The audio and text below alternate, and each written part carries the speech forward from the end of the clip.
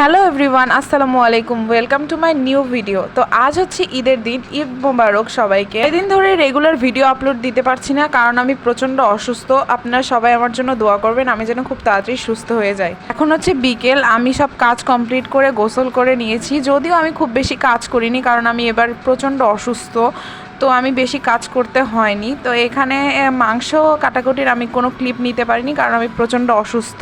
তো এখানে আম্মু ভুঁড়ি কাটছিল, তো সেটাই আমি হচ্ছে একটু ক্লিপ নিয়েছি।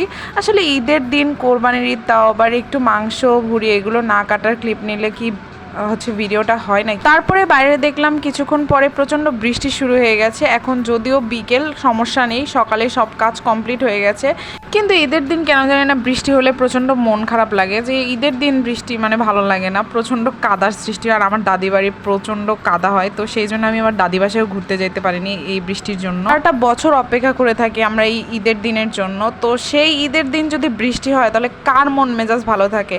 আমার এখানে একটুও ভালো লাগছিল না। মানে যদিও আমার কোনো প্ল্যান ছিল না বাইরে যাওয়ার, কিন্তু তবুও আমার কেন জানি না ঈদের দিন বৃষ্টি হলে একদম ভালো লাগে না। আর এখানে আমার চেহারার অবস্থা প্রচণ্ড খারাপ হয়ে গেছে কারণ আমি খুবই অসুস্থ।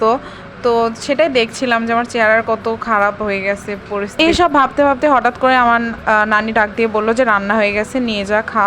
আমি সকাল থেকে কিছু খাইনি, প্রচণ্ড মাথাও ঘুরতেছিল।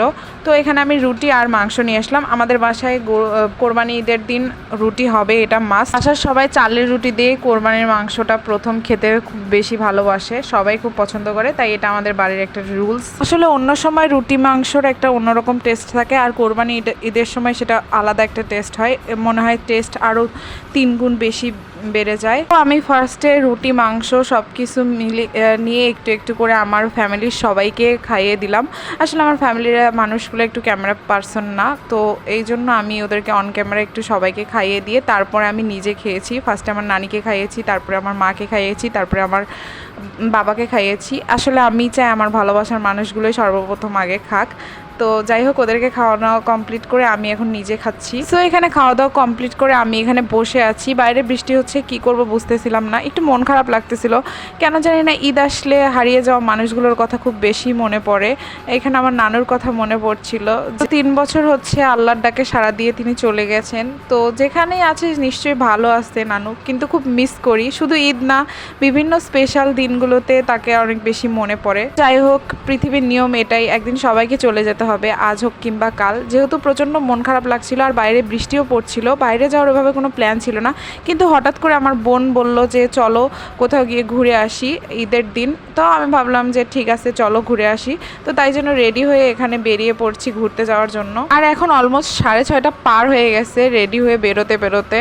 তো এখানে সন্ধ্যা হয়ে গেছিলো, আমি আমার বোন বেরিয়েছি, আর এই যে আমার ভাইও ছিল। তো প্রচণ্ড ইয়ার্কি করে, ভীষণ ফাজলামি করতে করতে আমরা 3 জন হাঁটতেছিলাম। তো ফার্স্টে আমরা অনেকক্ষণ হেঁটেছি, তো অনেক গল্প করেছি, যেহেতু আমার বোনের সাথে প্রায় 1 বছর পর দেখা হয়েছে। তো তারপরে আমরা ভাবলাম যে কোথাও গিয়ে বসি, কিছু খাওয়া যাক।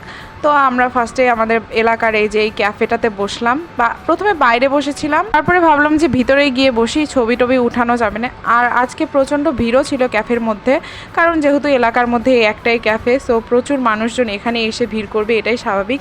আর এই ক্যাফের স্থানটা পরিবর্তন হয়েছে, এটার স্থান পরিবর্তন করার পর এটা কেমন হয়েছে আমি আসিনি এটা, তো এটাই ফার্স্ট টাইম আসলাম। দেখলাম ভিতরটা ভালোই ছিল, কিন্তু আগে ক্যাফের ডেকোরেশনটা ভালো ছিল। তারপরে আমরা প্রচুর ছবি উঠালাম, মানে ছবি উঠাতে উঠাতে আমাদের পুরো একদম অবস্থা খারাপ হয়ে গেছে। ছবি, টিকটক, আমার বোন আবার প্রচুর টিকটক বানায়, সো প্রচুর ছবি উঠালো।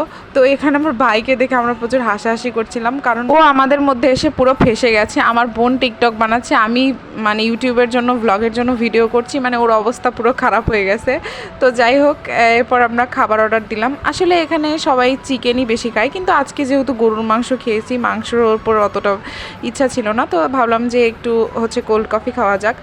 সো এখানে কোল্ড কফি কখনো ট্রাই করিনি, কেমন হবে আমি জানি না, কিন্তু এক্সপেকটেশন ছিল, ওরে বাবা এটা মুখে দিয়ে এটা কফি, এখানে তো কফির মধ্যে কও নেই, মানে একদম জঘন্য খাইতে। তো যাই হোক, এক্সপিরিয়েন্সটা একদম ভালো ছিল না। আমাদের খাওয়া দাওয়া এখন কমপ্লিট হয়ে গেছে, এখন আমরা বাড়ি চলে যাব। তো অসুস্থতার জন্য এই কয়দিন আমি ভিডিও আপলোড দিতে পারিনি।